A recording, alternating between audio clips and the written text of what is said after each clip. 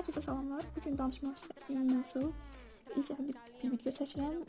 Doktorantur haqqında danışmaq istəyirəm. Bir də doktoranturaya hazırlıq planı, ingilis dilini necə öyrənmək lazımdır.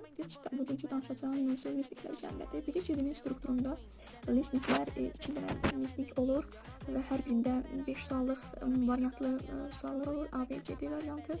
Və bilirik ki, din strukturlu imtahanlarda suallar ardıcıl deyil də, qarışıq səsləndirilir.